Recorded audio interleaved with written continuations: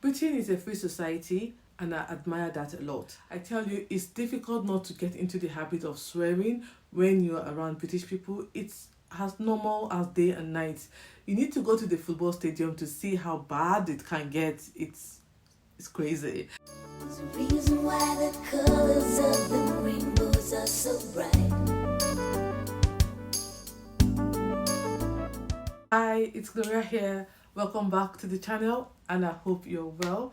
And if you're new here and you're yet to subscribe, please smash on the subscribe button. Don't forget to give this video a thumbs up. I would appreciate it a lot. Unusual habits I picked up since living in the UK. I know these things are subjective and what I find odd and unusual might be perfectly fine to you. So it will be interesting to hear what you think. Wow, the Brits do love their swear words. Growing up, we used to get beaten for using foul languages or words. Swearing and cursing is something I never did. It was one of those things my colleagues quickly picked up on at work. I never use swear words or foul languages, and I find them apologizing when they use them around me. It's so cute. I tell you, it's difficult not to get into the habit of swearing when you're around British people. It's as normal as day and night for them. You need to go to the football stadium to see how bad things can get there. It's crazy. It's starting to creep up on me, but I tend to use words like freaking, annoying, flipping, serious when in a foul mood. This is one habit most people will easily pick up when you get to the UK. You'll notice it very quickly. I'm working very hard not to make it a habit, and or better still, find replacement words I could use. So if you have any words, please pop them in the comment section. Thank you. Moaning about munding. If you live in the UK, you will come to quickly realize and learn that the British people moan a lot. It's part of the British fabric. It's in their everyday conversations. Again, this may sound like normal human behavior, especially in the UK, but I promise you, most four fingers find it a little bizarre. Complaining about things like the weather, food, literally anything. I find myself moaning about stuff. Yet my Bible teaches me to be grateful for everything. Someone somewhere has it bad. Moaning about the rain. Some people are affected by floods. Some kid out there hasn't eaten all day. It's a habit that you almost have no control over if you live in the UK. So you have to be very intentional about it. I am working seriously at not moaning too often. Well, at least not about trivial stuff. You know what I mean? Because I know I will. Calling people by their first names. This one habit, I would say, is not necessarily bad, but very unusual for me. Coming from an African background, it is very disrespectful to call anyone older than yourself by their first names. I dare not call my aunties and uncles or my mom by her first name. Since living in the UK, I've had to adjust to calling people by their first names, and oh boy, it was hard. I understand it's a byproduct of a liberal society and all of that. Well, it just feels so strange calling people by their first names. To be honest, I did struggle, especially at work. I did struggle at first. It was hard. Now, I cannot imagine traveling to Nigeria and calling older ones by their first names. It will not look good at all. Britain is a free society and I admire that a lot.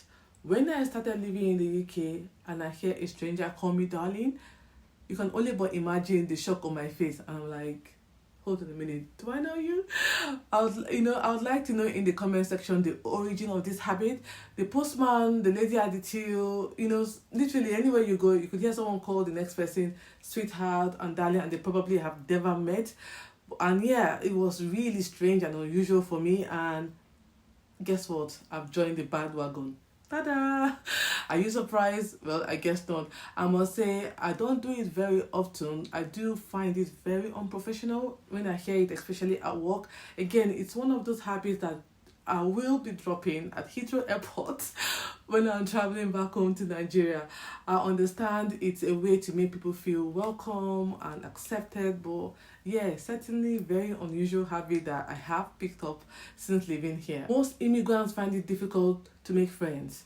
I know I do, and it's quite understandable I didn't grow up here, which makes it a bit tricky. But what's even trickier is making deep, meaningful relationships or even friendships. I find most friendships and relationships are superficial. A lot of things are just on the face value.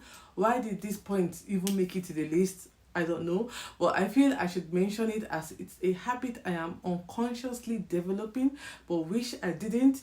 It's even worse now that everything is on social media. Like, the need to have deep, meaningful relationship is slowly fading away. Most people are friends with strangers and people they've never met or will never meet or see physically. The UK society is that of individualism rather than a community-based style, which makes it even harder. But I guess that's the way things are headed. Miss the good old days of letter writing. Now most text messages are forwarded. People cannot even be bothered to construct original stuff anymore. So if you have real, deep, meaningful relationships, please hold on to them. They are gold. I love living in the UK. No two societies are the same, and definitely none is perfect. You just make the most of it, take the good, harness it, and drop what's bad. Now that you've heard mine, please share in the comment section what are those habits, what are those things that you do now that you wish you didn't. And if you don't have to live in the UK, wherever you are in the world, it'd be interesting just to hear your stories. I hope you enjoyed your time with me today. As usual, you know the drill. Don't forget to like, share, subscribe, forward my videos to your family and friends. Let's get this channel to 10,000 subscribers before the end of January. Yes, I know we can do it. Yeah, thanks for watching, and I'll see you in my next one. Bye. There's a reason why the colors of the rainbows are so bright.